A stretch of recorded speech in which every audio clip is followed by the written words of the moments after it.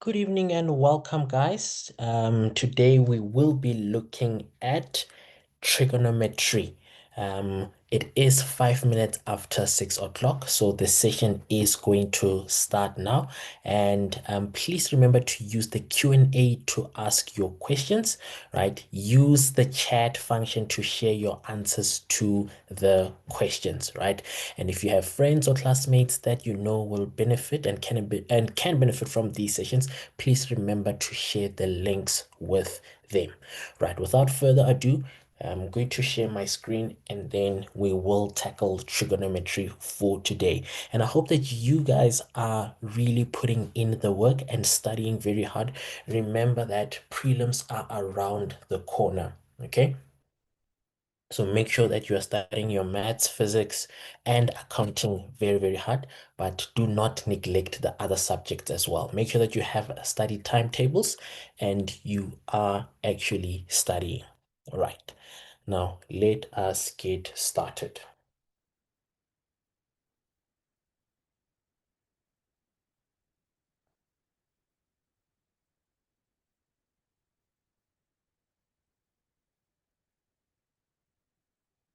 My screen share should be up in a few seconds. Here we go. Okay. If you can see the screen that I'm sharing, please just react with a thumbs up.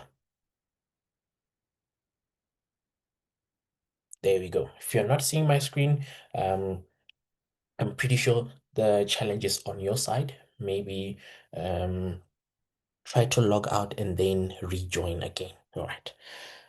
Perfect. Like I was saying that we will be looking at trigonometry. And remember, if you manage to join us for the winter school sessions, we did dive into trigonometry and we did do quite a lot of revision and we also looked at the summary notes. So for today's session, what I want us to do is to actually do lots and lots of problems, and I've managed to get a number of questions for us to do. Some of these questions I will be doing them for you guys, and then some of them I will ask you guys to do, but we will still mark them together just so I know that everyone is on the same page with me. Before we start, please make sure that you do have your calculator. It might be necessary. Also, make sure that you do have pen and paper and you're actually checking and you're actually trying these questions with us. All right, cool. Remember that the notes will be made available to you guys in PDF form after the session. You should be able to get the notes tomorrow or Wednesday, the latest. All right. Now, these I got from past papers, right? And these are some of the questions that you must expect in your prelims. So make sure that you are with me every step of the way. And remember ground rules, right? You cannot just say, sir, repeat. Any sir repeats, I immediately ignore those messages, right? But please be very specific with your requests. So say, sir, I don't understand 5.1.2, step number 3, or line number 3, so forth. You need to be very, very specific. Repeat will be ignored. All right. And also try to pay extra attention so that we do not repeat unnecessarily. All right. Now let's check.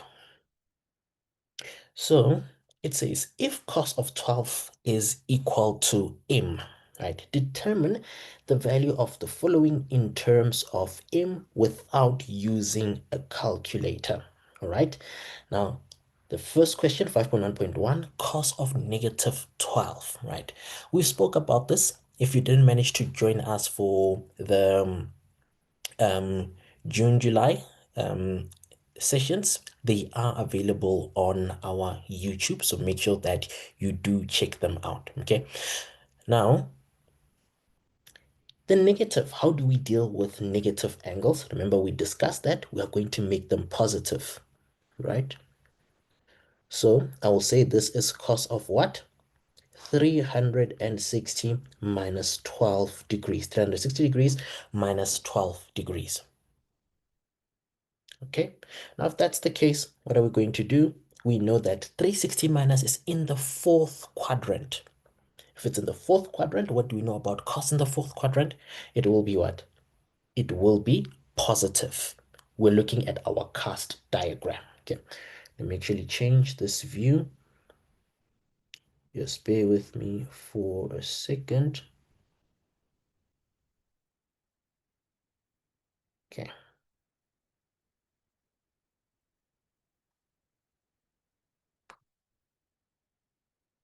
Okay, there we go. Now, as I was saying, we have to look at our cast diagram, and 360 minus is in this quadrant where cos is positive, and then this will simply become what? Cos of 12 degrees. Now, if it's cos of 12 degrees like that, we know that's what we started with, and this is m. It is simply m. Okay. See that my screen is not behaving as I want it to behave. Just bear with me for a second to quickly fix this screen. Just a second. Thank you so much for your patience, guys.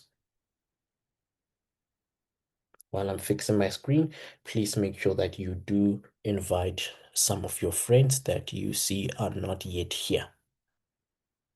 Okay, it looks like everything is fine now. Let's just quickly jump back on it.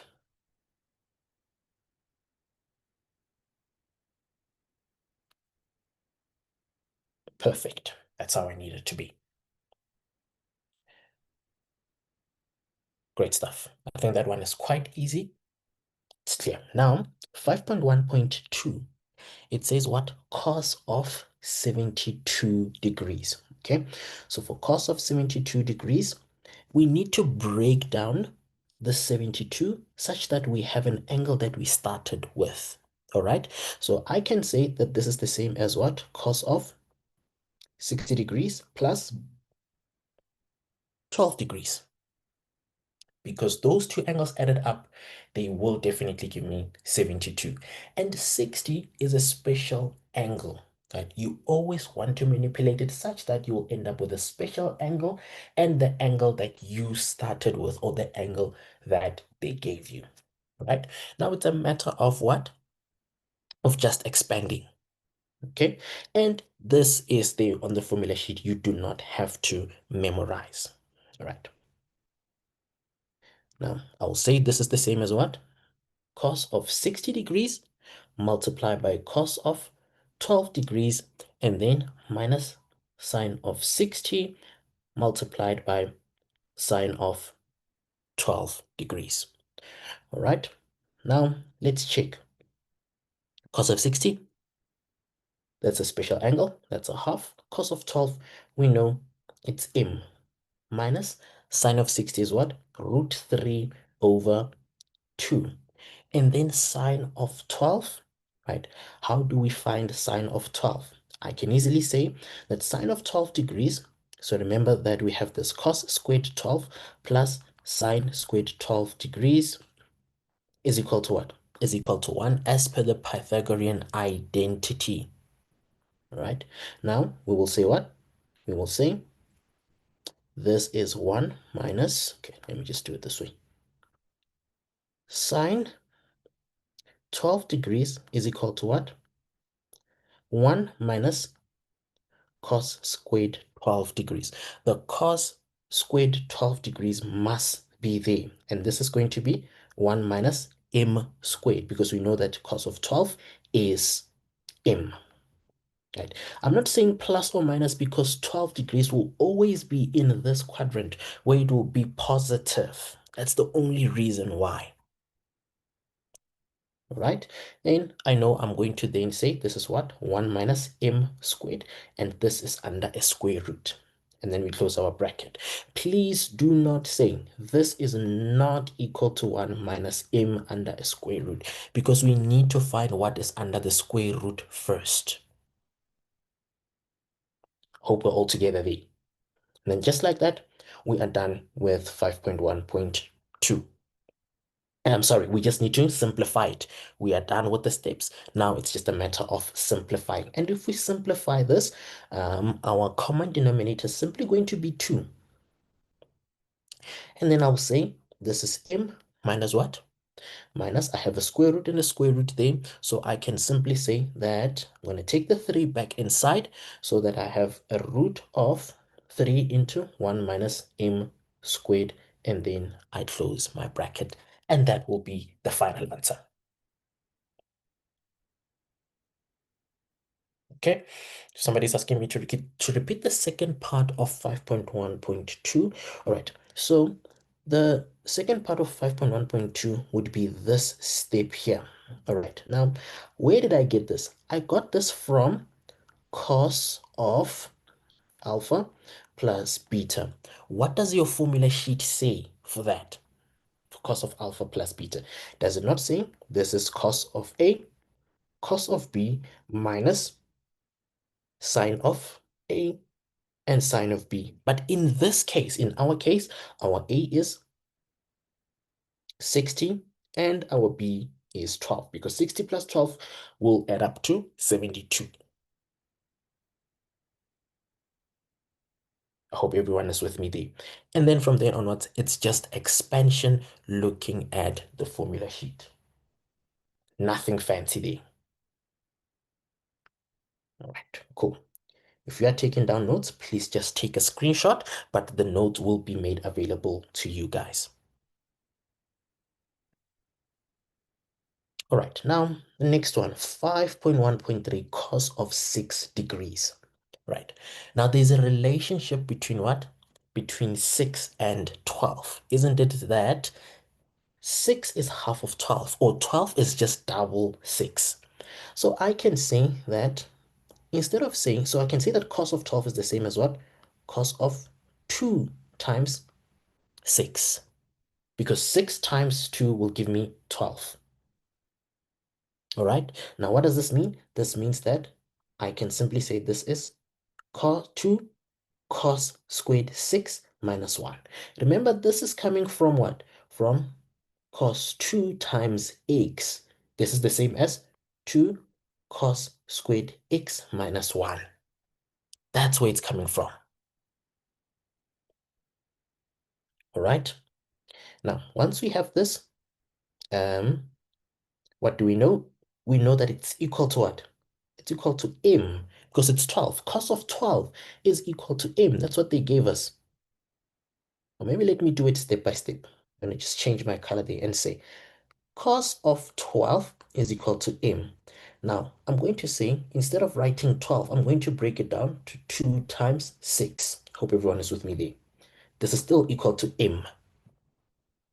Now that we're all there, this is going to be 2 cos squared x minus 1. But our x in this case is the 6. This is still equal to m. Okay, what do we need to solve for? We need to solve for cos of 6 degrees. So cos squared 6 is equal to m plus 1 all over 2. So I took the 1 over to the other side. It became positive, and then I divided both sides by 2.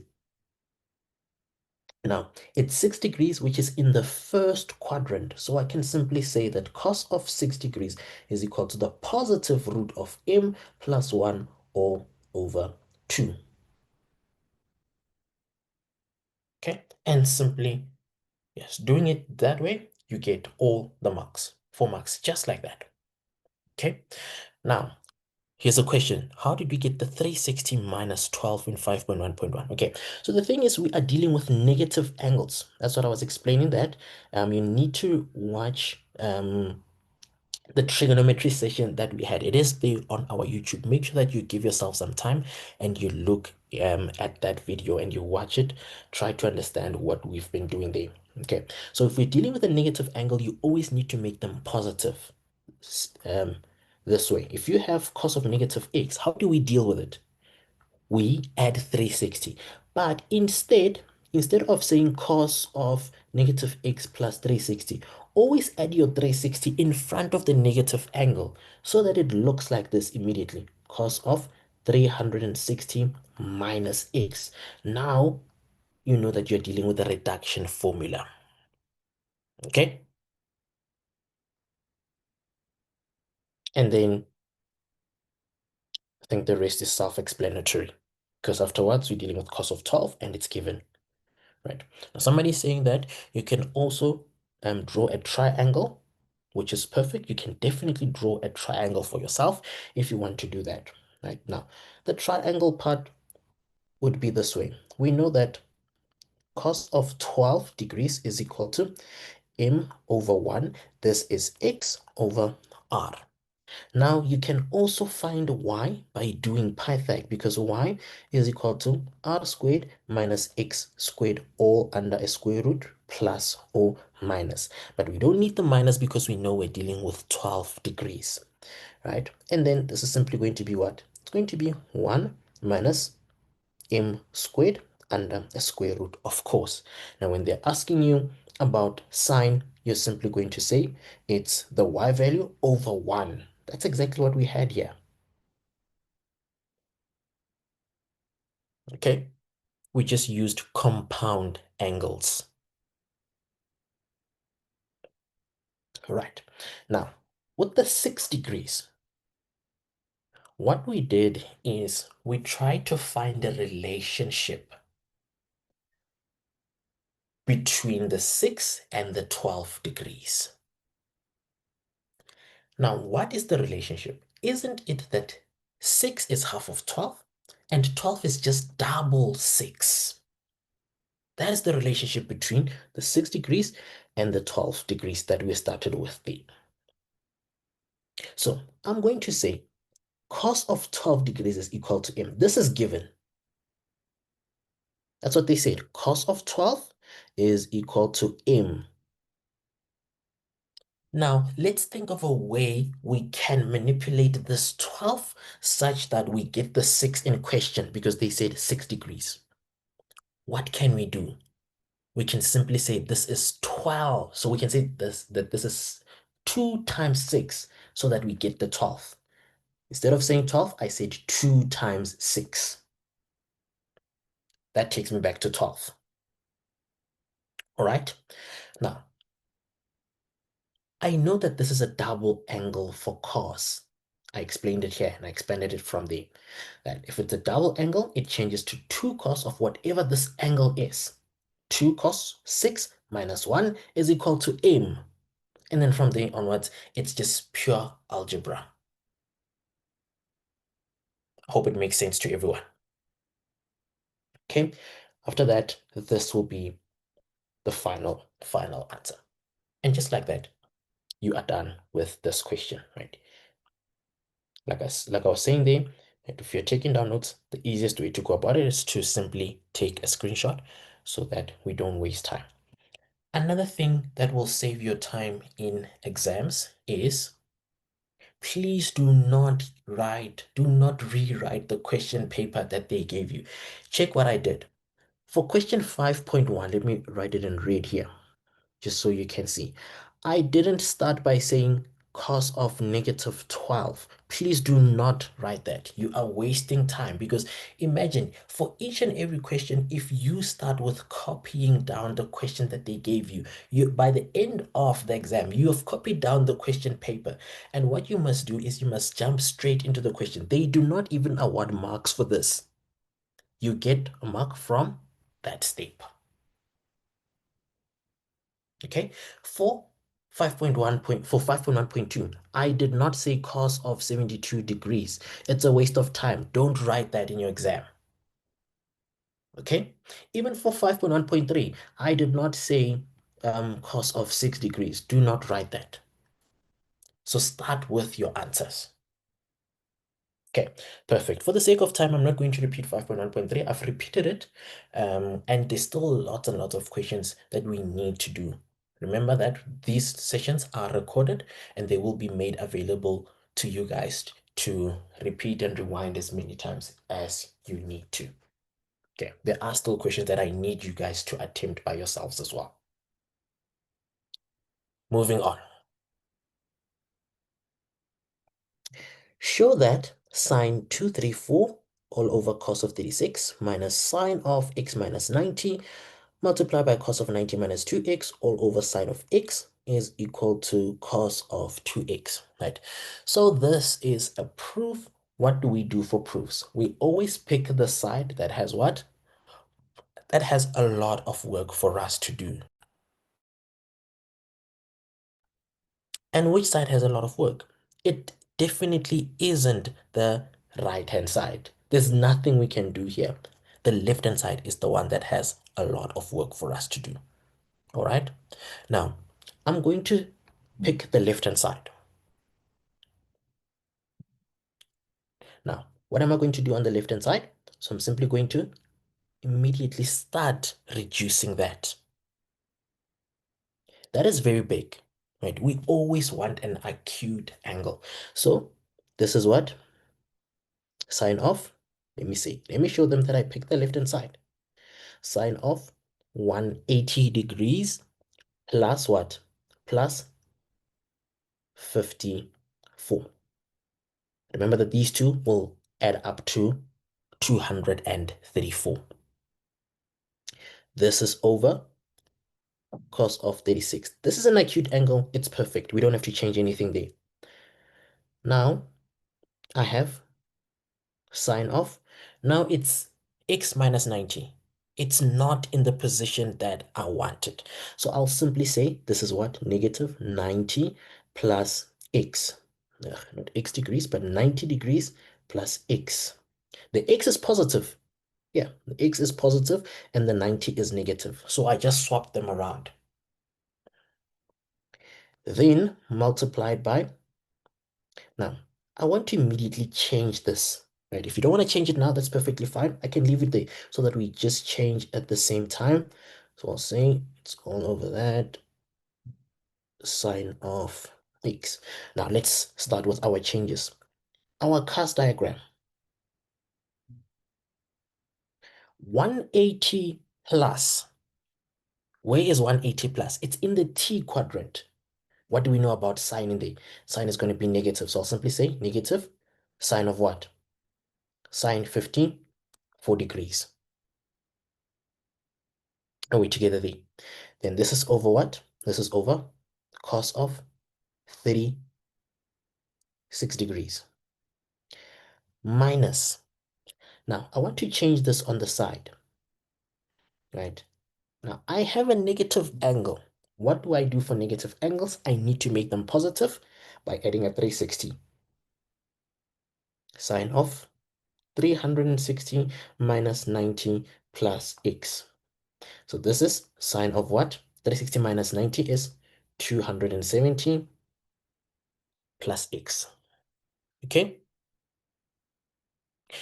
Now, let's check. 270 plus, that is definitely a co-function. Where is 270 plus? 270 plus is in the C quadrant. What do we know about sine in there? Sine is negative in the 270 plus. Okay? And then it has to change to what? It has to change to negative cos. So I'm going to say negative cos of x. Multiply by what? Multiply by, now here's another co-function. 90 minus in the a quadrant where all of them are positive. So this is a multiplication. It's not a minus, it's a multiplication. Cos has to change to what? To sine of 2x. Then this is all over what? All over sine of x. Now, next step, I'm simply going to say this is negative sine 54 degrees over what? Now, I want you to check on your calculator. Check what cos of 36 degrees gives you and what sine of 54 degrees gives you. They need to give you the same answer. Make sure that your calculator is set to degrees, not radians. You're only going to deal with radians next year when you do varsity mathematics. Otherwise, you are going to get wrong answers. Okay, I'm getting a thumbs up. It means that we're getting the same answer. Because we're getting the same answer, it means that instead of writing cos of 36, I can write it as what?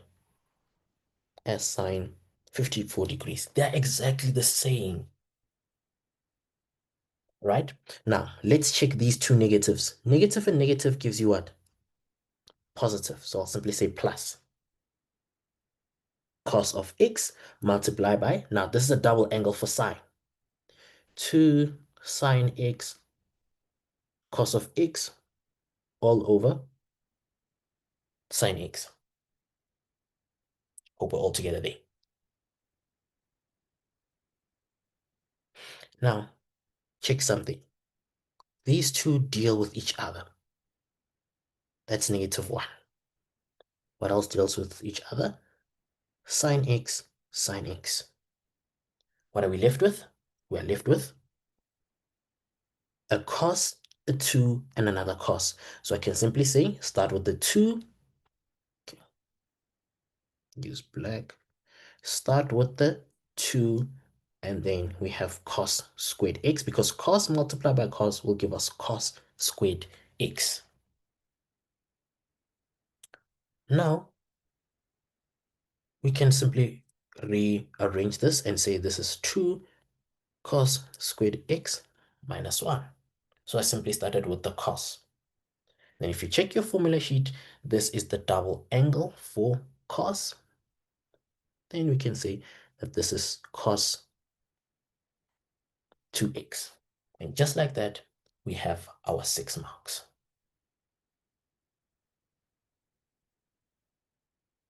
Okay, now there's a confusion here. The cos 36 and the sine 54, right? Now, the people who are confused, please take your calculator now. Check what cos of 36 gives you, and then also check what sine of 54 gives you, right? If that is confusing, what we're going to do is this 36, we're going to say this is the same as cos of what? Of 90 minus 54. Remember that 90 minus 54, 90 degrees minus 54 degrees will take you back to 36. But now 90 minus is a co-function for cos. If it was cos, now it has to be what? It has to be sine of what? What is 90 minus 54? 36, right? Sorry, we're going to say, yes, 90 minus 54 is 36, but because we're dealing with co-functions, we will keep it as what? As 54.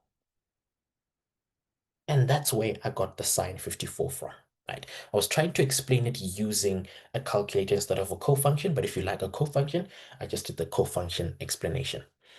Okay, so Lebrun has their hand raised. I'm going to ask my colleague to help unmute Lebrun so that they can ask their question.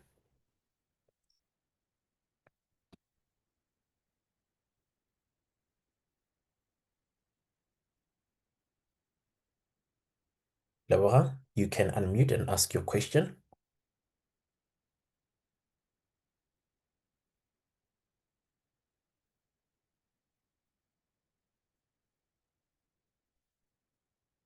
Lebrun, go ahead, we're listening.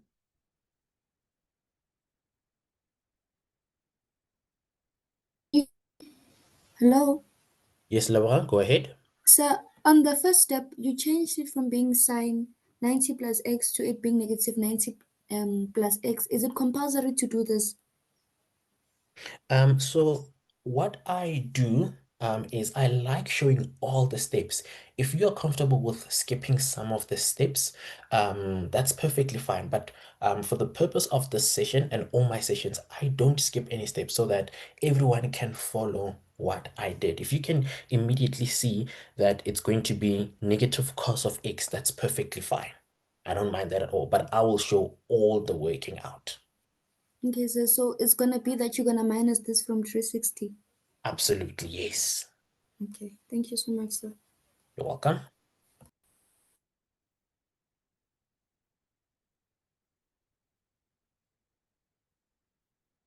Okay, now moving on. Okay, so if you want to take a screenshot, please do so quickly so that we can move on. And yes, the live lessons will be posted on YouTube. My notes as well will be made available to you guys in PDF form. Right. Okay. Now let's look at this question. They're saying if sine squared b minus cos squared b is equal to 1. And b is an angle that lies between 0 and 90 degrees. In other words, it's an acute angle. Determine without using a calculator what cos of 2 times b. That shouldn't be a problem at all, right? Okay, let's just move this a little bit. Okay. So look at your formula sheet. What do you have on your formula sheet that looks something along these lines? Right? I always say to my learners that mathematics is what? Is the ability for you to see patterns. That's what math is about. You must be able to spot patterns, especially in trigonometry, because you need to remember a lot of stuff, right? Your compound angles, your double angles, although they are given on the formula sheet, but you must have that idea in your mind that actually I can play around with this thing. What's on your formula sheet is what? Is cos squared beta minus sine squared beta, right? What is this? This is what? This is cos of 2 times b or 2 times beta. That's what's given on the formula sheet. But what we have here is something different. So how do we play around with that? Let's try to take out a common factor of -1. So from here, okay, let me do this. So this is a different thing, okay? If I take out a common factor of -1, inside the brackets, I'm going to be left with what? Negative sine squared b plus cos squared b. This is still what? This is still equal to 1, right? I always say reversible math is correct math. When we go back and we're not getting what we started with, we know we've made a mistake somewhere. So let's check. -1 times negative sine squared, it will give us positive sine squared. -1 times positive cos squared beta, that will give us what? Negative cos squared. So we are on the right track. Okay? Now that we've done that, I'm going to then divide both sides by -1 so that these two can deal with each other. That and that. Okay? Now, what are we left with? We're left with negative sine. We're left with negative sine squared beta or b plus cos squared b is equal to -1. Hope everyone is with me. Just divide it throughout by -1. Now it's just a matter of rearranging, starting with the positive cos squared. Cos squared b, then sine squared b. What is this? -1.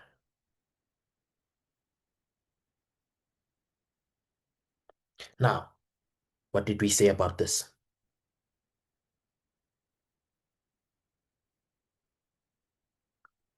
It is what? It is the double angle for cos. And then we can simply say cos what? 2 times the angle in question, which is just b. The right-hand side is still -1. And now you'll notice that I did all the steps for you guys, just so you can see where we are going with this. Otherwise, I immediately was able to see that if I take out a -1, I will have what I'm looking for. That's why the question is simply 1 mark. But I still showed you guys all the steps. Okay, let me quickly talk you guys through this one again for the guys who are asking me to repeat it. So they're looking for cos of 2b. And what they gave us is not cos of 2b. It's something that looks like cos of 2b. So what I did is I took out a -1. So I divided this sign by -1. But remember, we cannot just divide. We need to take it out as a common factor. Otherwise, we have to divide both sides by -1. So I took out a -1 from sine squared, which was positive. Now it's going to be negative. I also took out a -1 from the negative cos, which is now going to be positive. Here's the -1 outside.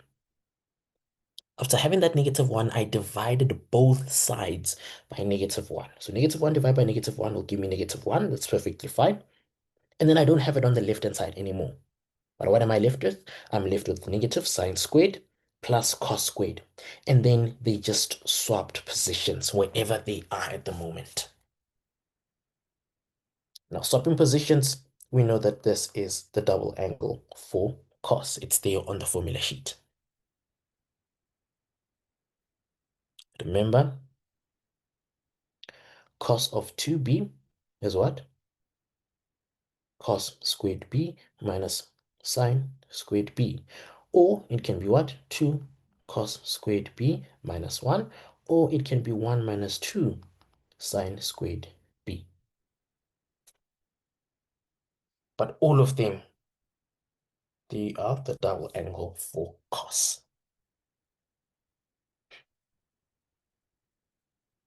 Okay.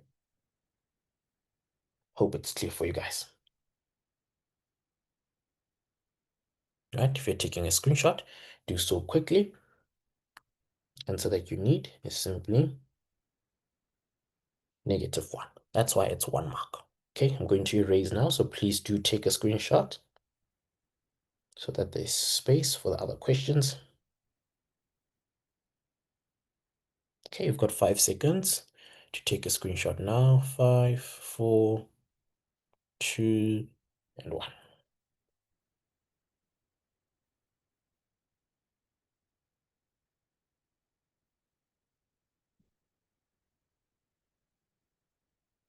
Right. Now the next question says the size of angle B. All right. Now, how do we find the size of angle B? What do we know? We know that cos of 2b is equal to -1. Now, what does this mean? This means that 2b must be cos -1 or second function cos.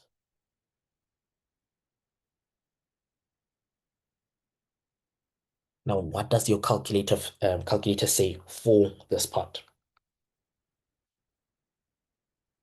We're going to have 2b is equal to what? Is equal to 180 degrees. Right? Okay. We're all getting 180 degrees. I'm glad we're all getting 180 degrees. Now, if it's 180 degrees, I can say what? It's 180 degrees plus what? Plus k multiplied by 360. All right. Now, divide both sides by 2 so that we can finally solve for b. This is what? 90 degrees plus k, 180. Right? Now, remember something? K is an element of integers. Okay, now we can finally conclude that B is 90 degrees.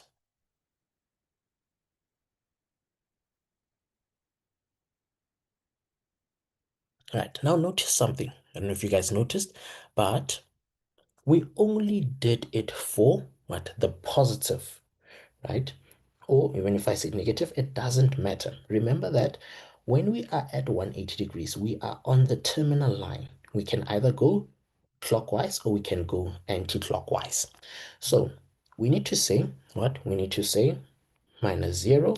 And then for the other one, we need to say 180 degrees plus, not theta, 0, 0, 0. My mistake. Let me fix it quickly. -0 degrees, 180 plus 0 degrees plus k, 360. The nice thing is that we're subtracting 0 because we are on that terminal line. Right, so our answer is going to be exactly the same.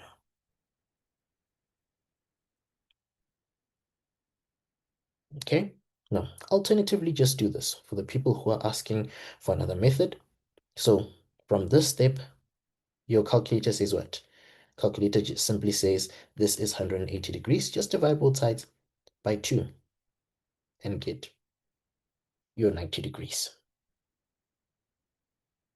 But be very careful of the angle that you are dealing with. Okay?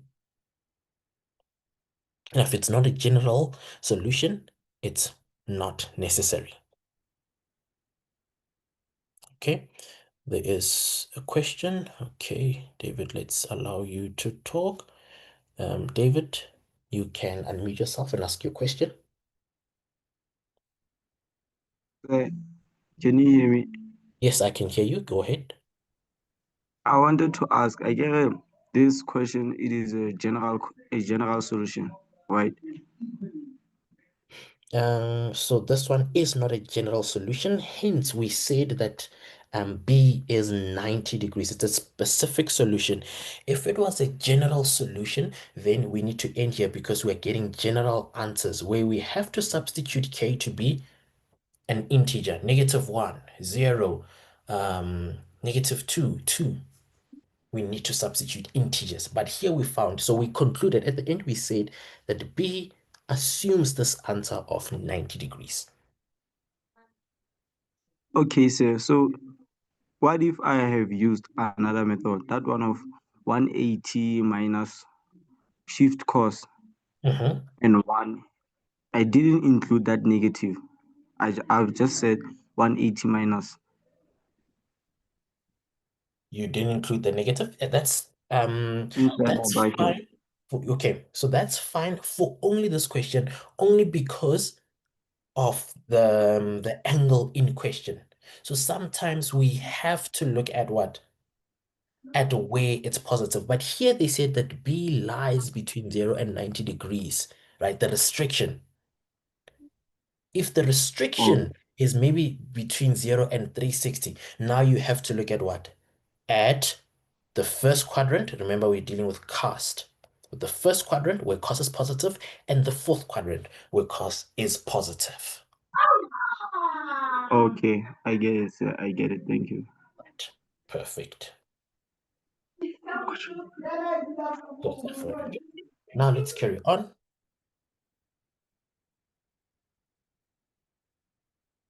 Okay, so if you want to take a screenshot, please do so quickly.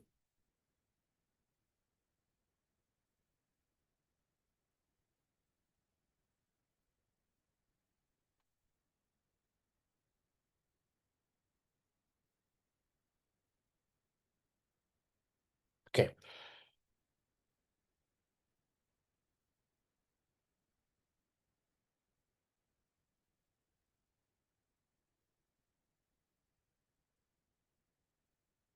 Okay. Now they're saying, hence, we need to find what? The size of angle C when sine of B minus C minus cos of B minus C is equal to 0. And the C lies between what? Between -180 and 90 degrees. All right. So what I'm going to do is I'm going to say this. So 5.3.3. This is sine of B minus C. And then I'll take this over to the other side. This is equal to cos of what? B minus C. I hope everyone is with me there. Nothing hectic there. Now, what do we know about B? It's a hint question. What did we say B is? Let me write it there so that people don't ask me, where did you get it?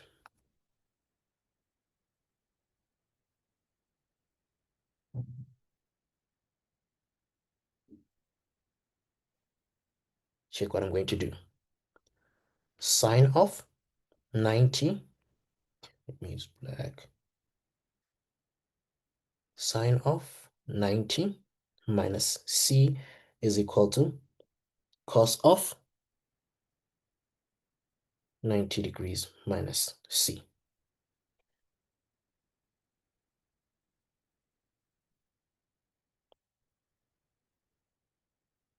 Okay, now that we are there, check what I'm going to do. I'm going to say what? That because the angles are the same, right? It means that what? Sine of C must be equal to what? To cos of C. So for this thing to be true, for these two things to be equal to each other, sine of C and cos of C must be equal to each other. Otherwise, it doesn't work. It's a rule, right? Now, what can I say next? I'm going to then say divide both sides by cos of C, cos of C. Now, this, pretty sure it rings a bell. That's what? Tan of C is equal to 1.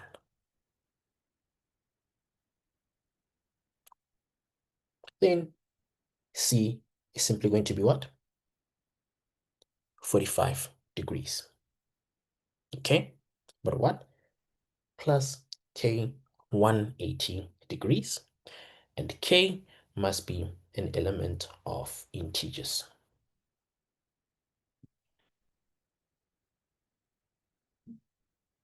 Now we must find, what must we find? We must find the specific solution because they said it lies between negative 180 and 90 degrees. Now, if you substitute, you'll see that C is either what? Negative 135 degrees or what? Or 45 degrees.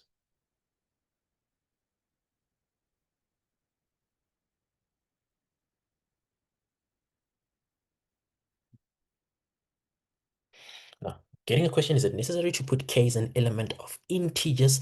Absolutely. Why? Because how then are we going to get these answers? Right. Remember that we are dealing with an interval from negative 180 to 90 degrees. So substitute negative 1 in there. If you substitute negative 1, you're going to get negative 180 plus 45. It gives you 135, which is in this interval. Now, substitute 0, you're going to get 45 degrees, which is in that interval.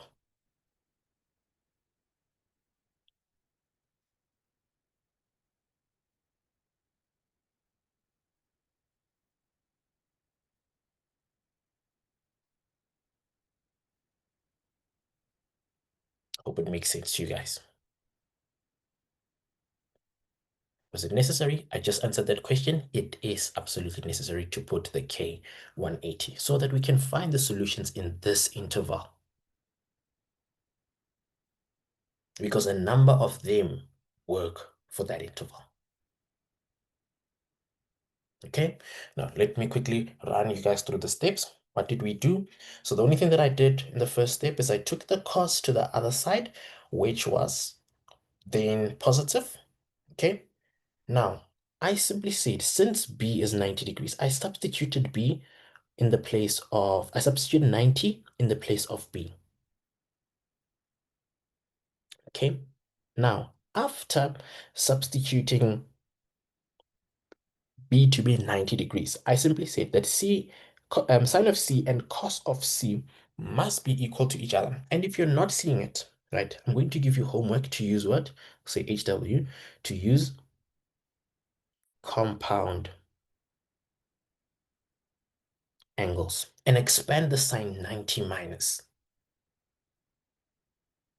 Okay, otherwise, if you want, what you can do is you can simply change this. Cos of 90 minus C will be what? Will simply be sine of C.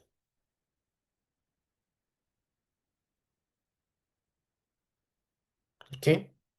Now, I'm urging you guys to use the compound ones to see what cancels out. But it must hold true that if we are dealing with sine of 90 minus c and cos of 90 minus c, because these two angles are exactly the same, then it simply means, and we know that this is a real value, and that is a real value. It means that sine of c and cos of c must be equal to each other. Right. So as a cheat, so this is not mathematically correct, but as a cheat, because we are saying that this is 90 degrees and that is 90 degrees, they are subtracting each other out. And we are in the first quadrant, mind you. Since we're in the first quadrant, we're left with sine C. On the right-hand side, we're left with cos of C. Okay.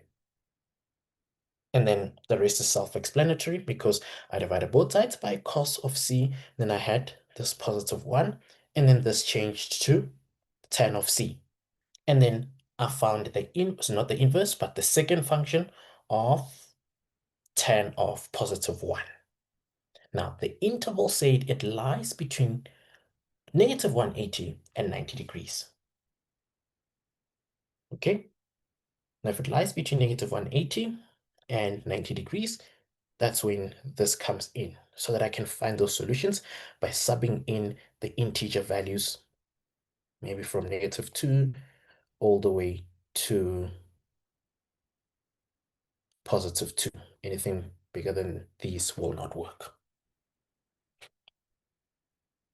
Okay, why are we dividing by cos of c? So that we can simplify this. If we have cos divided by cos, we are getting positive 1. We're trying to make this easy for ourselves. So cos over cos gives us positive 1. Sine c over cos of c gives us tan of c, because we won't be able to work with sine and cos being equal to something else. We need to manipulate it such that we're dealing with a one trig ratio. Right. If you're going to take a screenshot, now is the time to do so before we move on. Okay, here's a great question. What about 360 minus 45? Okay, now 360 minus 45 is going to give you 315, which is a perfect number, but does it satisfy this restriction? It doesn't, because they said C must lie between negative 180 and 90. So since it doesn't satisfy this restriction, that is out.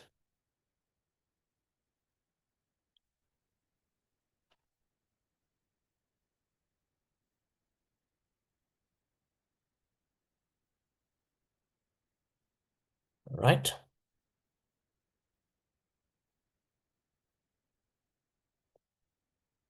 Okay, so when subbing integers, do we say between negative 2 and 2? So it depends how big this restriction is, right? So if they said to you between negative 540 and 540, usually in exams they don't give you such big restrictions, right? But if it's 540 and 540 on the other side, you can't even go to 2. You can go to negative 2. If it's bigger than this, it can even go sideways, bigger sideways. It can even reach negative 10. It's integers. Okay, so don't only be restricted to negative 1 and 0 only. All right, okay. There's a question from Siamgala. Okay, Siamgala, you can go ahead and ask your question.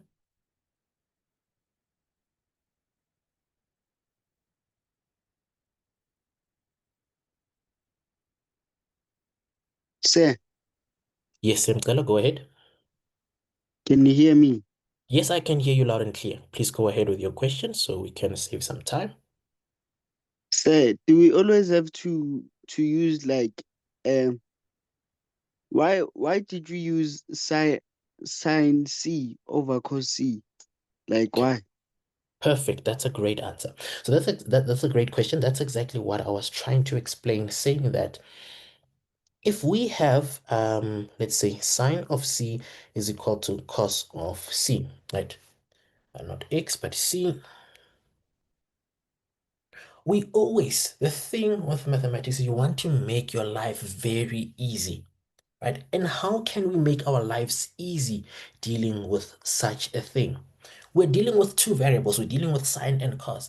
It's very difficult for us to deal with it, right? But if we had one trig ratio and a number, it's going to be easy for us to deal with it. Hence, we divided both sides by cos, because if you divide cos by cos, you're going to get 1. You're going to get 1. And if you divide Oh, sine by cos, you're going to get 10. But when it's like this, I don't even know where to start. And if you divide oh, sine, it's going to be very difficult for you because you're going to have sine of C over sine of C is equal to cos of C over sine of C. Now, this is one that's correct, but what is this? This oh, makes becomes sense. sec Thank of you, sir. C. Perfect. Okay. Now, if you are taking a screenshot, I think you had enough time to do your screenshot. Okay. Okay, so somebody's asking, so how do we know which integer to use between the ones you have mentioned?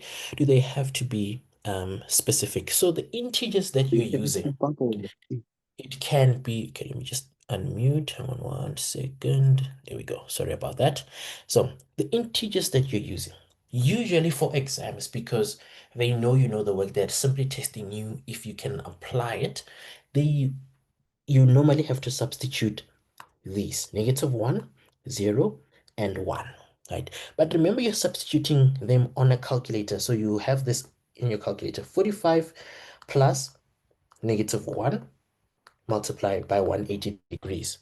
Now, if this doesn't work, you're simply going to use the back arrow to change this. Don't cancel everything. You're going to change it to what? To 0. If it doesn't work, you're going to go to 1. If none of these three work, now you have to expand your search. Now, what are you going to try? You're then going to try -2 and 2. If those don't work, now you try -3 and 3. But usually these three last, not these three work, not all the time. Those three work most of the time. Okay, cool stuff.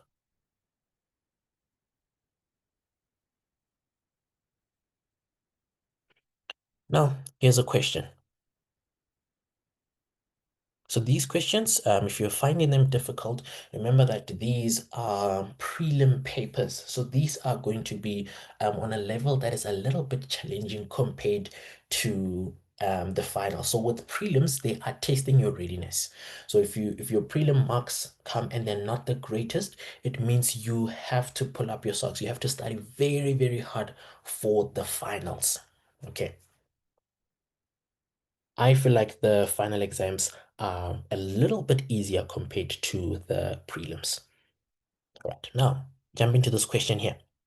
Consider P is equal to 2 cos of x minus cos of 2x. Use algebraic methods to determine the maximum value of P.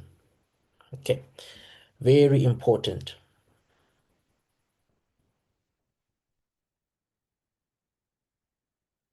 There's a reason why we did algebra for so many years, because mathematics is all about that algebra.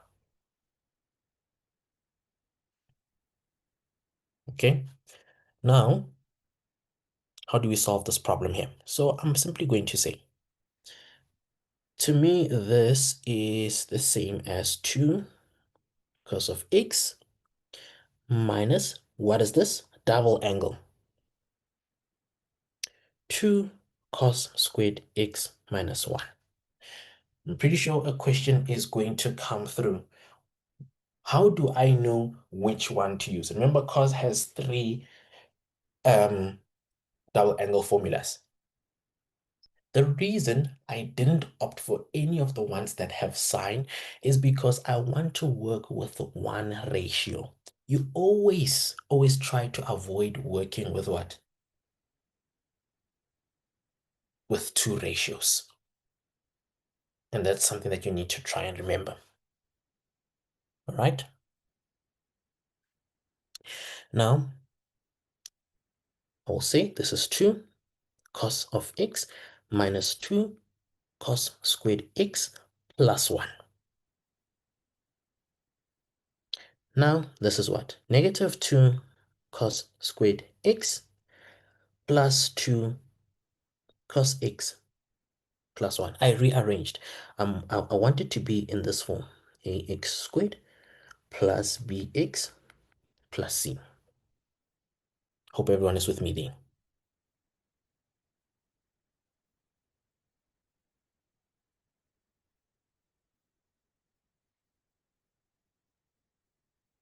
Now remember something.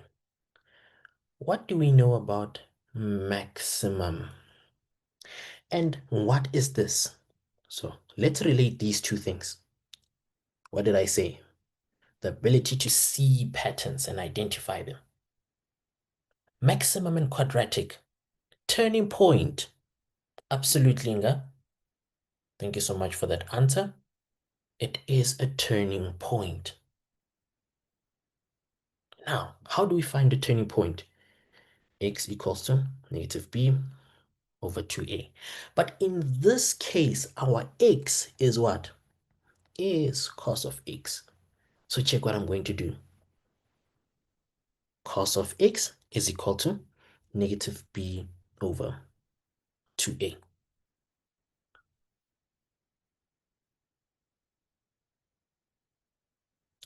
Now, let's try to simplify negative, and then our b is simply 2, and then 2 and negative 2. The negatives cancel out, and we are left with a positive half. And that is our final answer.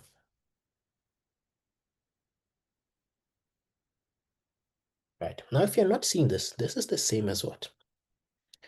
2x squared, but negative, plus 2x plus 1.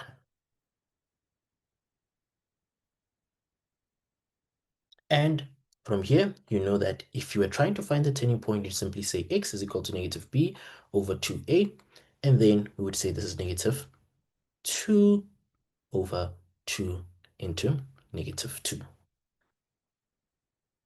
But we're not dealing with x, we're dealing with cos.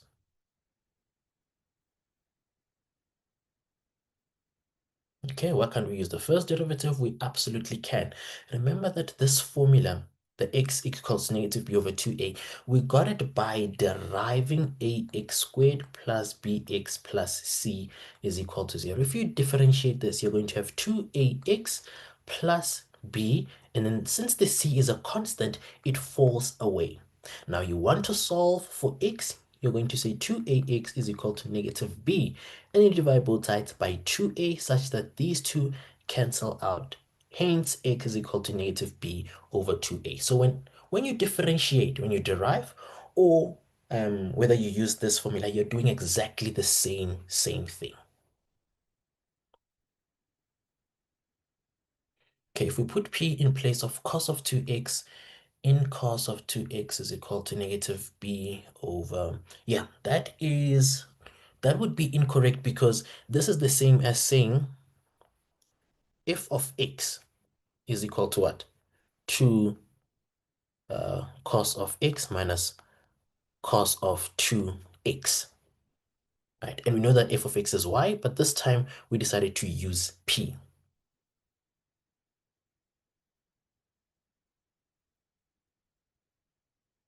Okay?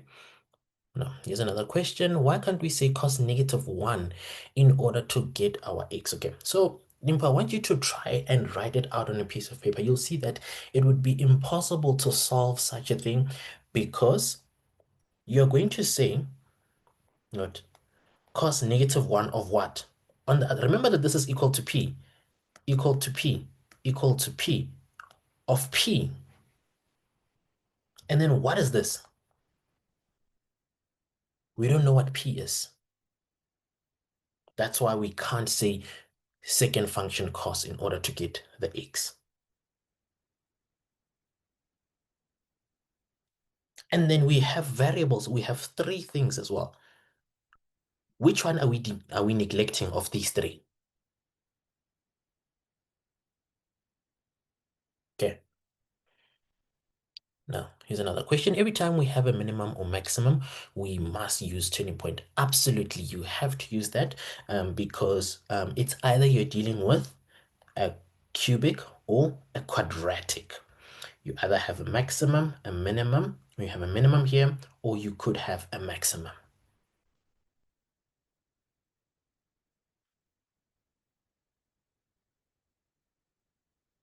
Yes, so if they wanted the y value, they will ask you to so they will ask you to substitute and also look at the phrasing of the question. What did they say? The maximum value of P, right? Now, are we done here? We're not done. We found the X value, but we haven't answered what the maximum value of P is. P is what? Is 2 cos of what? We know that cos of X is a half. So let me do this. Let me write it this way. Remember, we said that cos of X is a half. So I'm going to say this is negative 2 into what? 1 over 2 squared plus 2 into 1 over 2 plus 1.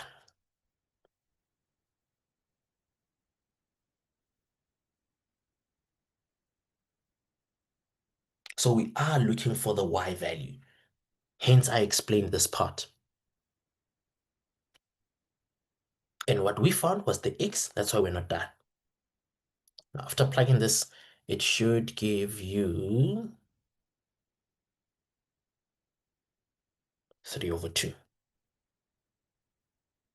Because we wanted the maximum value of P. Now, this question is teaching you guys that we're not always going to use y and f of x and g of x. We can use whatever. We can use p of x. We can use s of x. So the reason we use f of x most of the time is because it's a function in terms of x. But then we realize that we want to draw more than one function. And then we said, well, if it's f, then the next one would be g of x. But it doesn't end here. We can have h of x, I of x, right? So don't only be used to these three. They mean exactly the same thing. Okay, so somebody's asking, would it be fine if we found x to be 60? So that's the problem. I don't know how you're going to find x to be 60. How are you going to find x to be 60?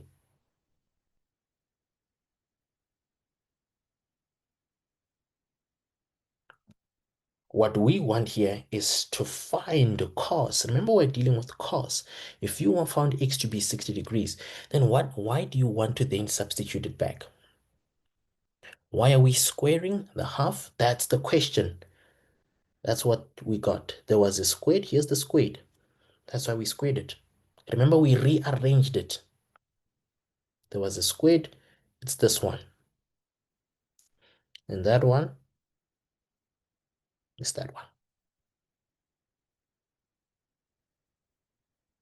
Okay, perfect. Now moving on.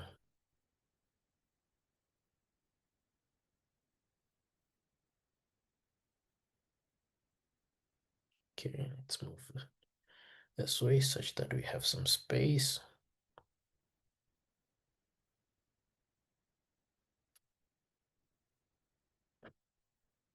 Okay, just bear with me for a second.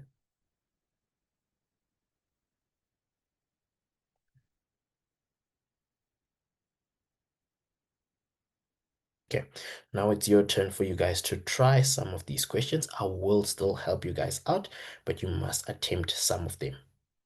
Okay,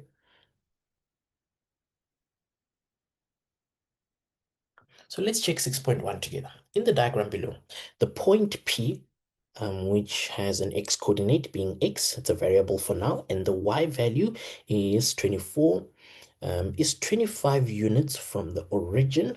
Okay, so that is the value of r. T is a point on the x-axis such that TOP is equal to theta. Now they're saying calculate the value of x. Here they're giving you marks. Here they're simply giving away marks. You cannot afford to get this wrong. Okay. What do they need you to do here?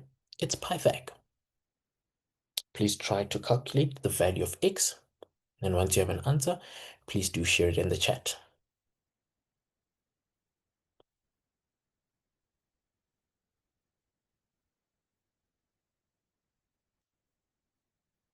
Thank you, Matsubani. Matsubani got -7.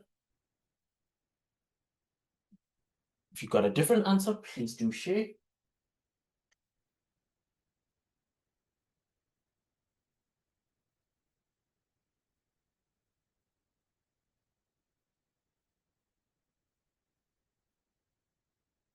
Just acknowledging the -7. I'm not saying if it's wrong or right.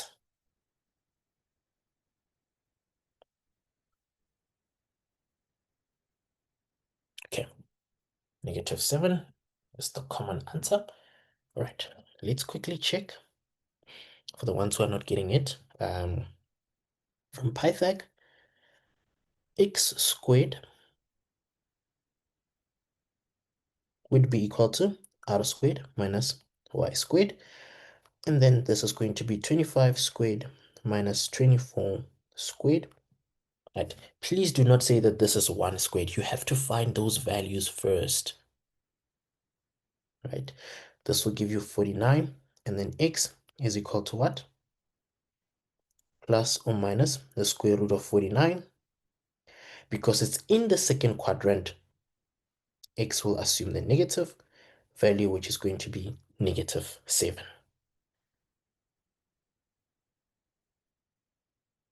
No questions there. Now, without using the calculator, or without using a calculator, determine the value of 360 of tan of 360 minus theta. This is what? You see, I'm not copying down the question. I'm going to immediately say this is negative tan of what? Of theta. Now, this is going to be what? Negative. What is tan in terms of x, y, and r? It is what? Y over x. Negative. What is the y value? 24. The x value, we found it to be -7. And this simply becomes what?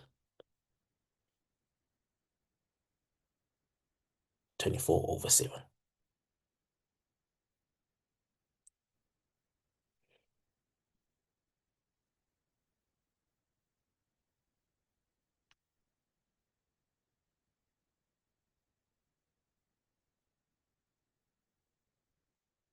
Now they're saying calculate the size of POT.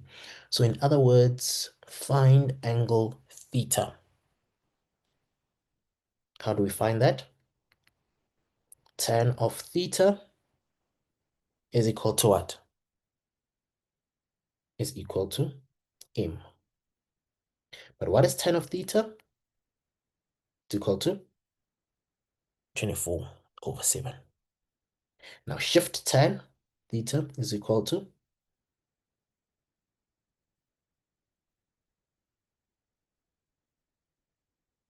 you're going to get how much?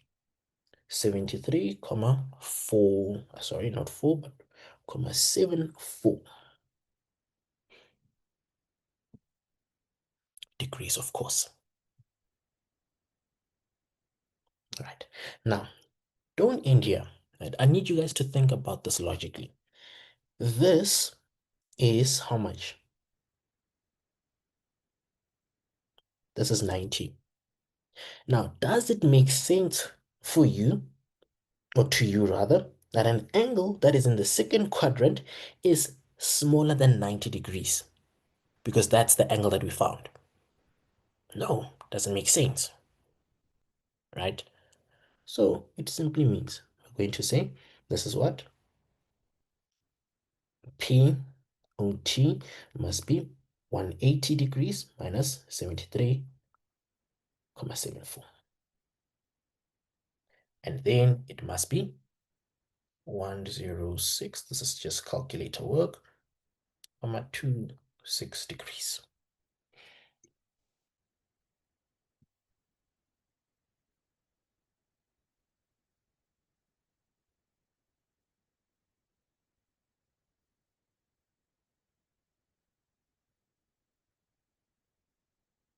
Great stuff. Okay, easy 6 marks.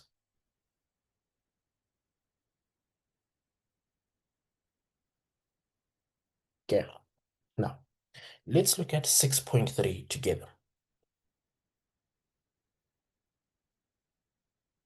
If sine of x plus y multiplied by cos of x plus y is equal to t,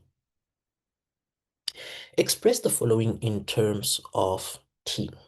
All right, let's see. This looks like it's going to be a bit of a challenging one. Okay, but we'll still do it anyway. Let's see.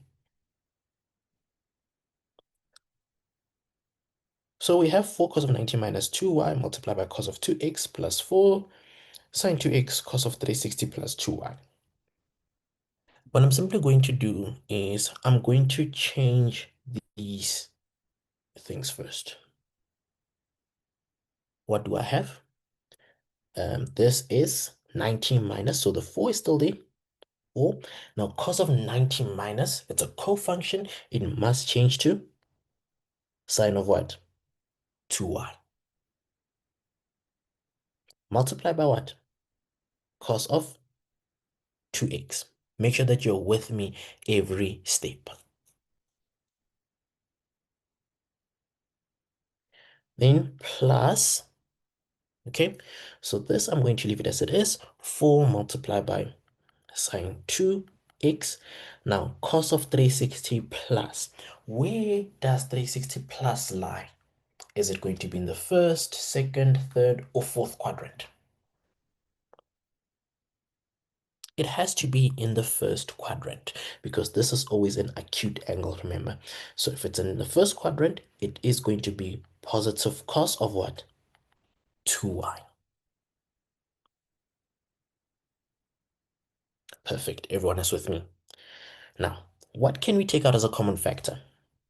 Definitely the 4. What are we left with? If I take it out as a common factor, I'm going to be left with sine 2y cos 2x, sine 2x cos 2y. Then what do we need to remember there? We are dealing with a compound angle. Right. Which one are we dealing with? Check your formula sheet. Sine of A cos of B plus sine of B cos of A. Or sometimes they can, remember multiplication is commutative. 2x is the same as x2. Not plus, but multiply. Okay, so somebody said sine. Yes, Kwezi, you are absolutely right. This will be 4 sine of 2y plus 2x.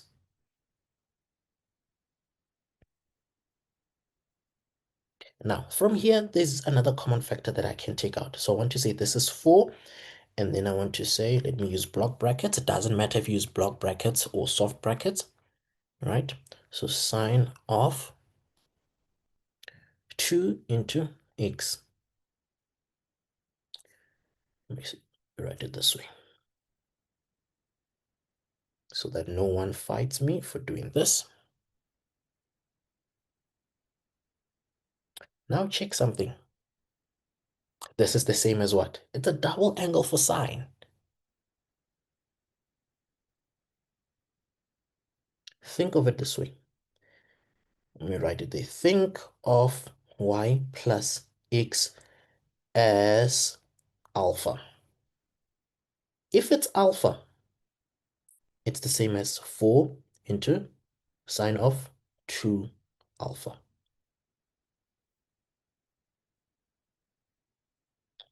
Okay? Then it means I can do what? I can say this is 4 times what? 2 what? Sine of y plus x multiplied by cos of y plus x. Now, check. Sine x plus y, sine x plus y. Does it matter? It doesn't matter if it's in the reverse form. 5 plus 3 is equal to 8. So is 3 plus 5, guys. So I can immediately substitute. 4 times 2 gives us 8. What does this give us?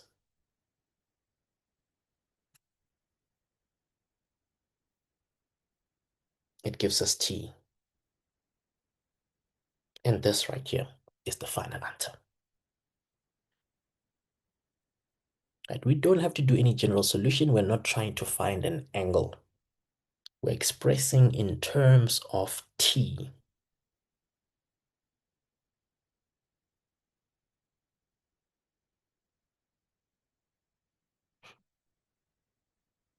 Okay, it looks like it's making sense. If you're taking a screenshot, please do so quickly.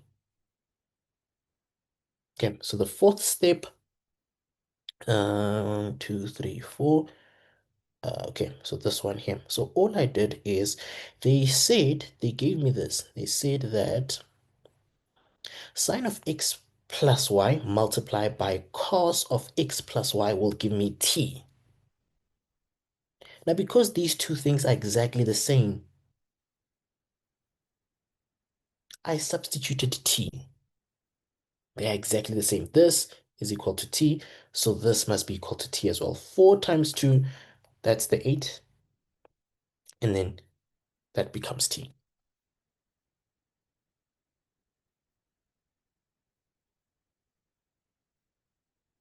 Okay, perfect.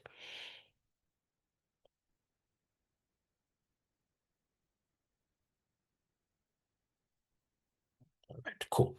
Now here's a question that I would like you guys to try. Let's see if it does work out. And then I'll also give you the mark allocation for this one. So usually we say, look at the mark allocation, and that's the amount of time that you need to spend on that particular question. So this one says 3 minutes. It means that you shouldn't spend anything more than 3 minutes. Okay, I'm going to be quite generous, but for the sake of time, I'll give you guys half of that. 1 minute and 30 seconds to quickly attempt this problem.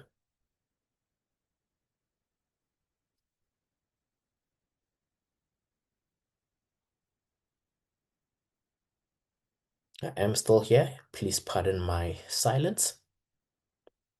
I'm just giving you guys some time to attempt this problem.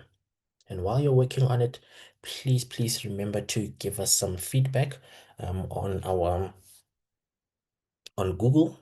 Give us a Google review, right? Please, we really appreciate the 5-star ratings. And if you feel like today's lesson was not worth your 5 stars, please don't rate us, but wait for tomorrow, because we definitely will make it up to you. The 5 stars really help us to keep bringing you these kind of sessions for free. Okay, 50 seconds left.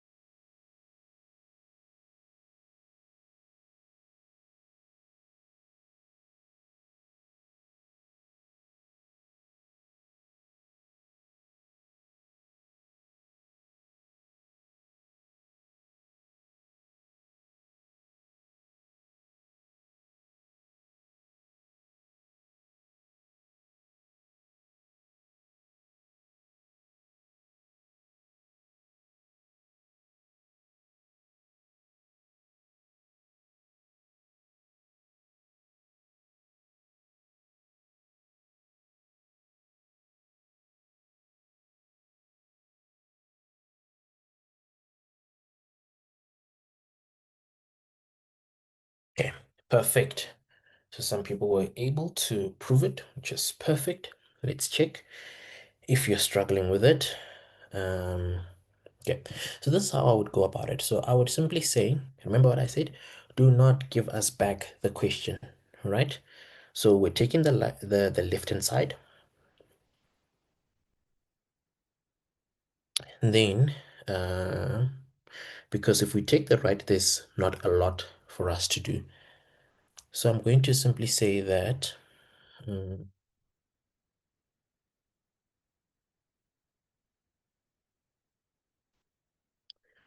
this makes sense to me, something that I remember. It's the Pythagorean identity. So I will simply say 1 plus what? Tan squared x. Now once you have that, this is 1 plus what? Sine squared x over cos squared x. Then 1 can be written as cos squared x over, okay, there we go, cos squared x. Why did I say cos squared x over cos squared x instead of sine? I want them to have the same denominator.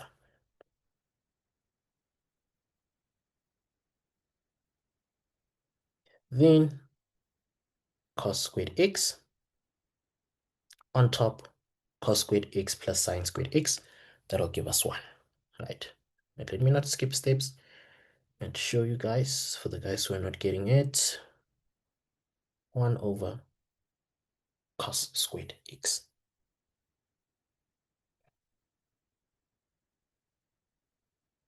Perfect. Now the next question. IT, a grade 12 learner, argues that sine squared x plus cos squared x plus tan squared x under a square root will never be equal to 1 over cos of x, right? If, right, if and only if x is an element between 180 degrees to 270. Is this argument correct? Motivate your answer. Now, let's check.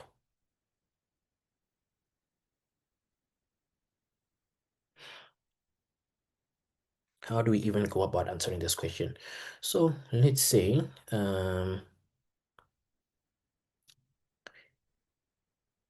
because we're getting this restriction, 180 minus, so 180 to 270 cost, which quadrant are we dealing with?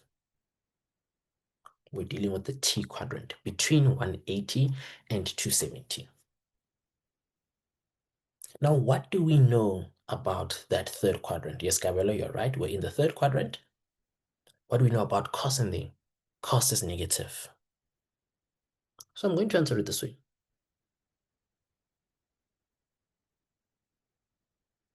Since x is an element from what? 180 degrees to 270,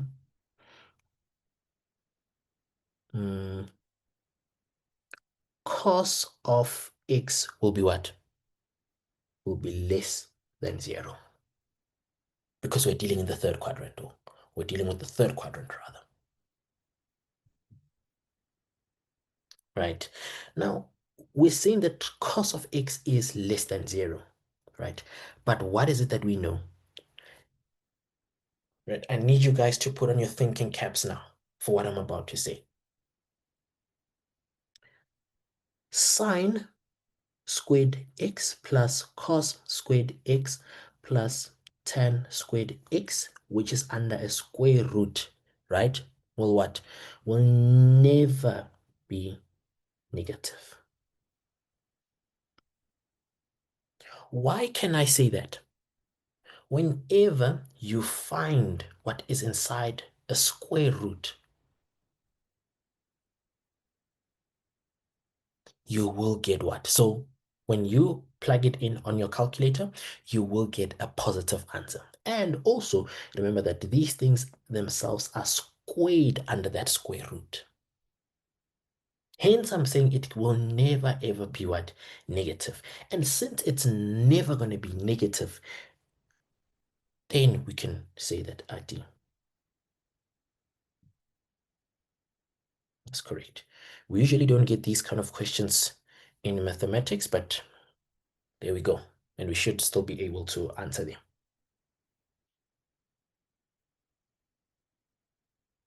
So we used this is a quadrant 3, and we said that this will be negative. So 1 divided by negative, we will get a negative on the right hand side, and the left hand side gives us what? A positive. That's why we're saying that Adi's argument is correct. Okay, for the mark allocation for the first one, going to get a mark there. Also going to get a mark for changing the tan to sine over cos, and then you're going to get another mark for that part there. That's why your 3 marks is. Get a mark for saying that is correct, and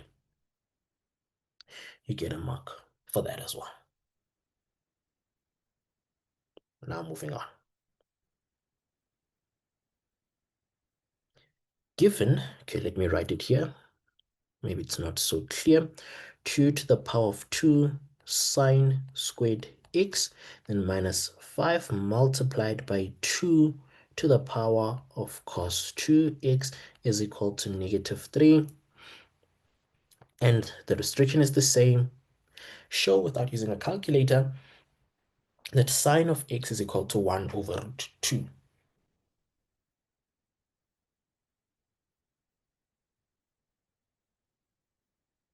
Okay, if there's time, I will come back and explain 6.4.1 again. But for now, let's attempt this one.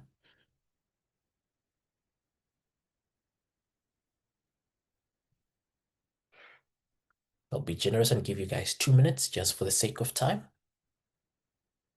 If there's time at the end of the session or once we're done with most of these questions, then I will come back to some of these questions and help you guys out with them.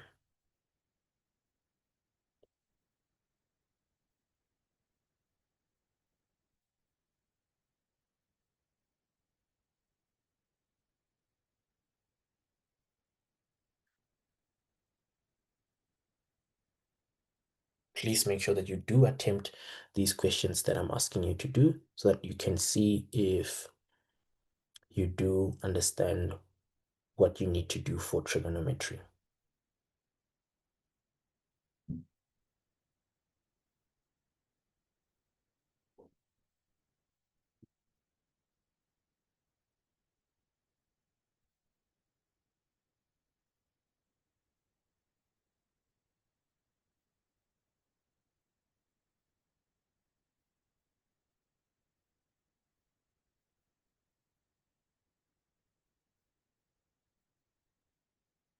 If you're doing physical sciences, tomorrow there is another session. Monet will help you guys out with organic molecules. Wednesday, I will be back. I will be taking you guys through Euclidean geometry. Thursday, we have Rutendo, who's going to help you guys out with work, energy, and power.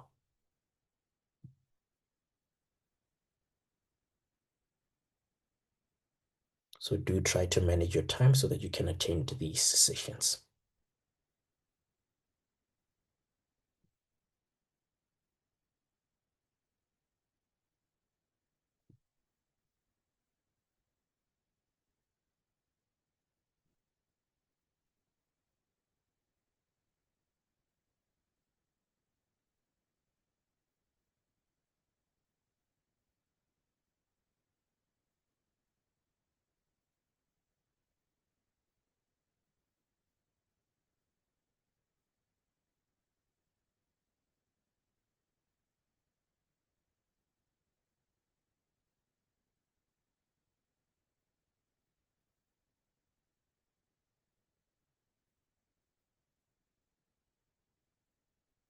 Okay, 40 more seconds, and then we look at the solution.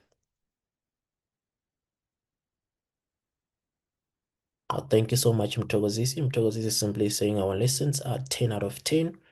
Thank you so much, Mthokozisi. If you haven't given us a Google 5-star yet, please, the link will be posted. I'm going to ask my colleagues to just post the link to leave a review and give us a 5-star rating on Google. We really appreciate those if you haven't done so yet. If you have, thank you so much.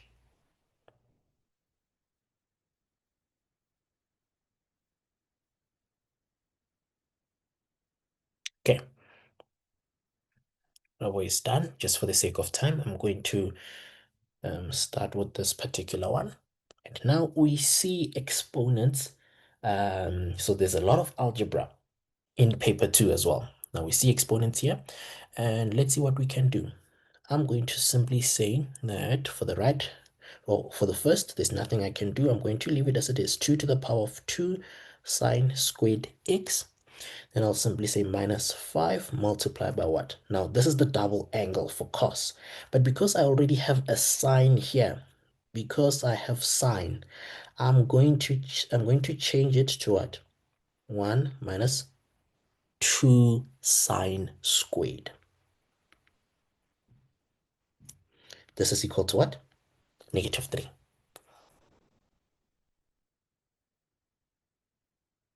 That's the first step. Make sure that you're with me every step of the way. Now, I'm going to say this is what? 2 to the power of 2 sine squared x minus what? Minus 5 multiplied by what? Multiplied by 2 to the power of 1 multiplied by 2 to the power of negative 2 sine squared x is equal to negative 3. I know there's a question coming. Where did the other 2 come from? Remember, when you have 2 to the 1 minus x, this is the same as what? 2 to the 1 multiplied by 2 to the negative x. That's exactly what I did. I broke this up.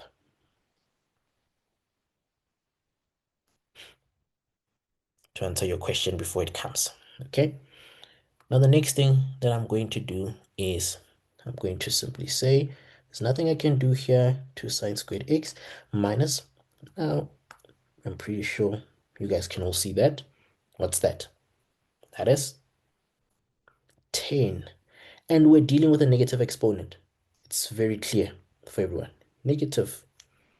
We don't like dealing with negative exponents. Because we don't like dealing with negative exponents, I'm going to take it down so that it's now positive.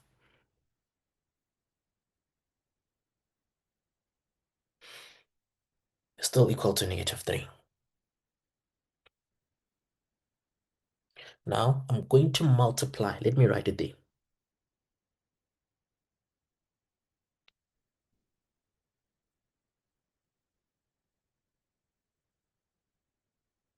Denominator, which is what?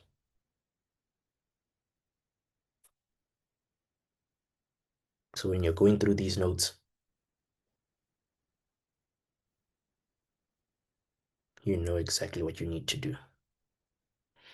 So this is going to be 2 to the 2 sine squared x multiplied by what? 2 to the 2 sine squared x minus 10 is equal to negative 3 multiplied by 2 to the 2 sine squared x.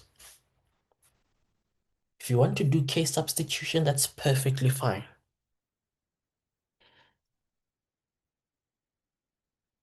Now, I'm going to bring this to the other side. So 2 to the 2 sine 2x multiplied by 2 to the 2 sine squared x, not 2x, plus 3 multiplied by 2 to the 2 sine squared x minus 10 is equal to 0.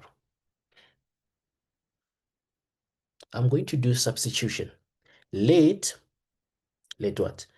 Let 2 to the 2 sine squared x is equal to k. Why did I do that?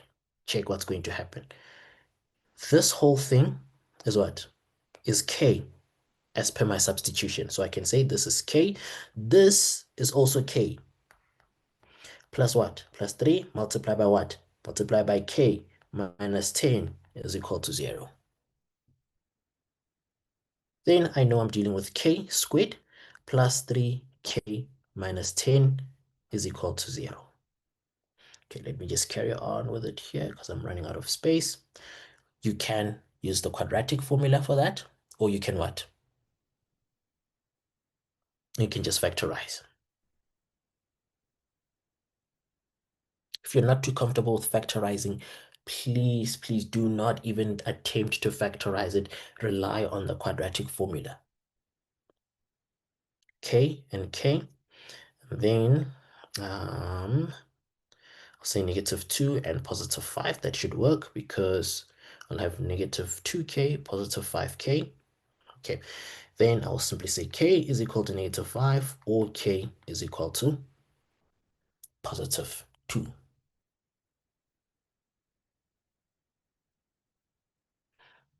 Now, what is k? Let's substitute back.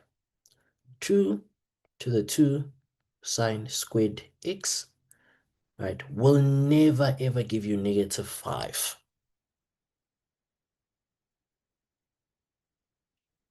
It will never ever give you a -5. It's an exponential that is probably going to look something like that, right? Maybe its asymptote is going to be the x-axis. It will never reach the y value of -5. Now, the other value, let's check. 2 to the 2 sine squared x is equal to 2. 2 to the what? To the 1. Now it means that 2 sine squared x is equal to +1. And then sine squared x is equal to 1 over 2. And then I can simply say that sine of x is equal to plus or minus what? 1 over root 2, because I took the square root on both sides. And just like that, we are done. You get your 6 marks. Remember, with each and every question paper or with each and every exam, there will at least be 1 or 2 questions, right, that are higher order questions to differentiate between an 80 level 7 and a 95 level 7. And the only way you're able to attempt these kind of questions correctly is if you do lots and lots of past papers. From now onwards, you should be doing at least a paper a day.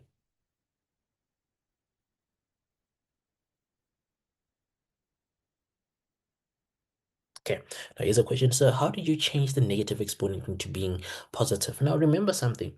If you have 2 to the power of x, if you have 2 multiplied by 3 to the negative x. We don't like dealing with negative exponents. What do? We just say this is 2 over what? 3. Now the x becomes positive. And that's exactly what I did. Because we don't like dealing with negative exponents, we took that whole thing down. Algebra. There's a reason why we did exponents for grades 10 and 11 and also 12. At the beginning of grade 12, we did do a little bit of algebra. Okay, so if you're taking down some notes or a screenshot, do so quickly before we move on to 3D trigonometry.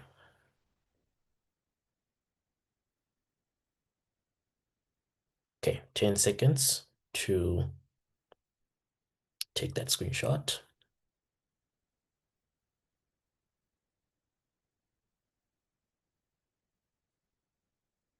I mean a whole question paper, not one question. A whole question paper.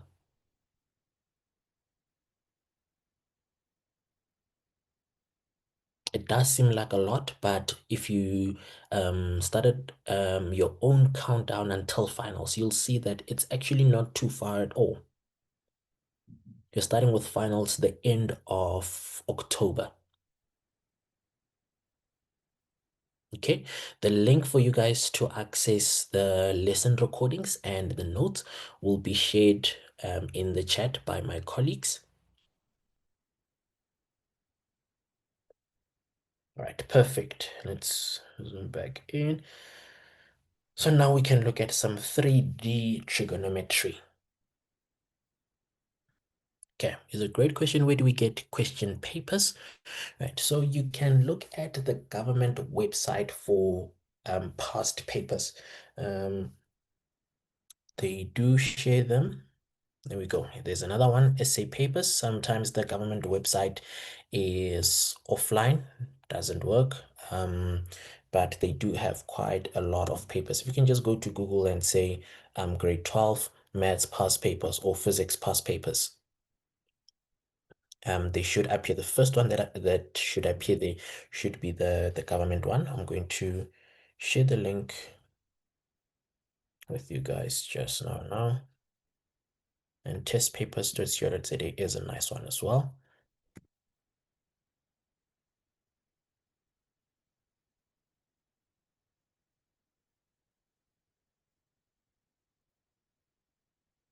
Here is the link for you guys. There we go. To make sure that you copy it and paste the link somewhere, maybe send it to yourself on WhatsApp or send it to a friend so that you don't lose that link. Okay, let me actually try to paste it here. Okay, where do I have space? Let me write it here. Past papers.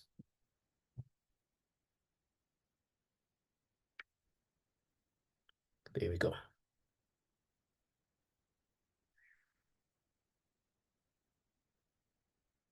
Okay, cool. Now 3D trigonometry. So you shouldn't struggle with 3D trigonometry at all. Why? Because it's just a bunch of 2D problems that are put together, right? Usually in the form of triangles, because that's easy for us to deal with. Right? If it's not a triangle, you'll usually have to make your own triangle by means of constructions, which they really test you guys out on. Okay, now let's look at this problem. If it can load, just do this. There we go. It loaded on the other side. Okay. Now, I want to start with this question here.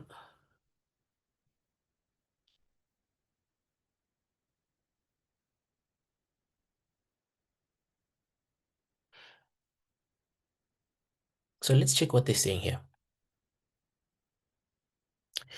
Determine the length of BC in terms of H. The length of BC. Okay. I like highlighting. This is BC. Now, what do I have? I have an angle which is 30 degrees. So angle C is 30 degrees. Okay, let me do this. Let me zoom in all the way. Angle C is going to be 30 degrees. Okay, I want to minimize this. It's too big. No.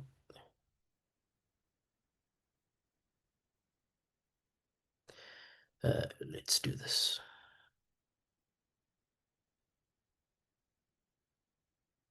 Oh, come on.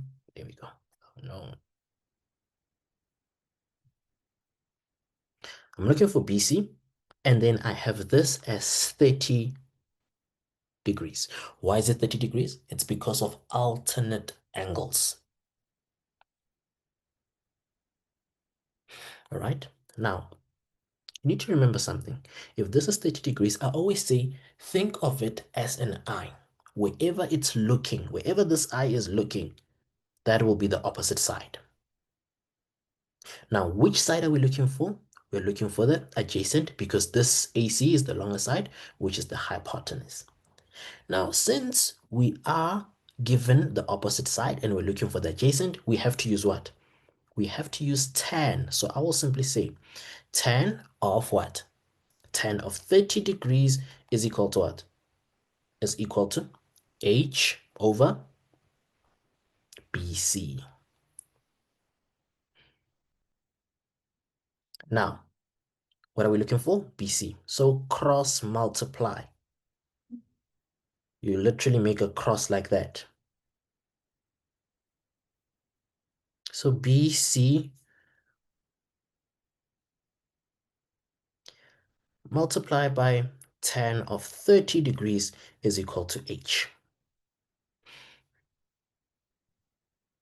BC is equal to H over tan of 30 degrees. Now, tan of 30 degrees, that's a special angle. That's what? 1 over root 3.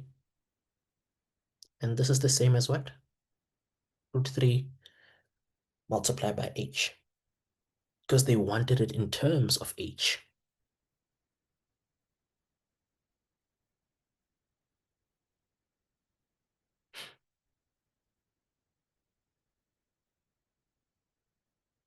Now, write down the size of DBC. Part angle B of DBC. So this is the angle in question. DBC. That's going to be easy for us to find. Why? Because I'm going to do it step by step for you guys. I'll say in triangle DBC, angle B plus angle C plus angle D add up to what? 180 degrees, interior angles of a triangle. Right? If you can immediately see that the angle is 2 times beta, that's perfectly fine because it's 1 mark. I'm just going to do it for the people who cannot see it. Right?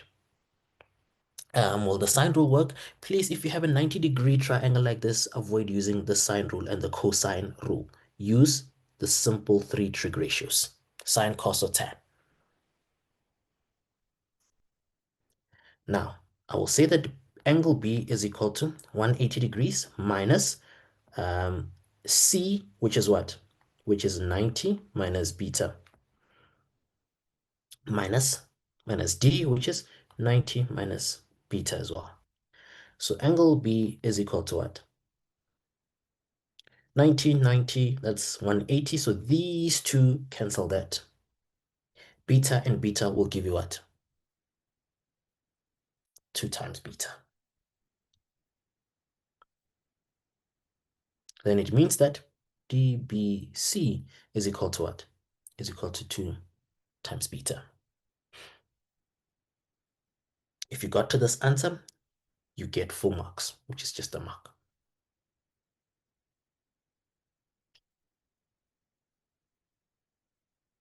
I hope we're together there. If you're taking a screenshot, do so quickly.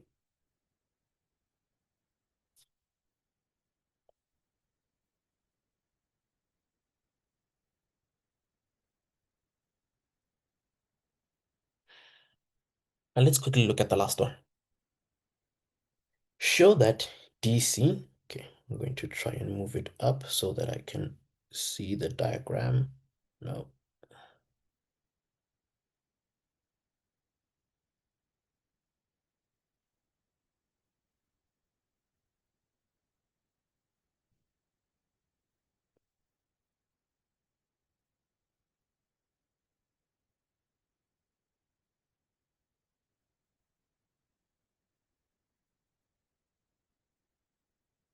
Okay, show that DC is equal to root of 12 and then H sine of beta. I'll quickly do that one for you guys.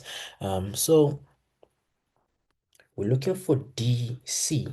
Okay, now I need to remember something. In triangle DBC, I have 3 angles and 1 side. What am I looking for? I am looking for another side. Right? 3 angles, 1 side. The cosine rule is not going to work. The sine rule will definitely work. So I can say that DC over sine of 2b, 2 beta, is equal to what? Is equal to BC over sine 90 minus beta.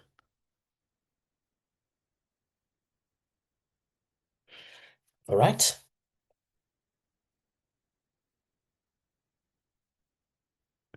Now, the reason we're using BC is because we had calculated it, or we have that value, even though it's not a numerical value. Now, we can start substituting, or I can even cross multiply immediately. DC multiplied by sine 90 minus beta is equal to BC multiplied by sine of 2 times beta. Okay, then divide both sides by sine 90 minus beta, so that these two cancel each other out. Sine 90 minus beta. Right, now let's substitute what we have. What is BC? We said it's 3 root 3h. Root 3 with an h.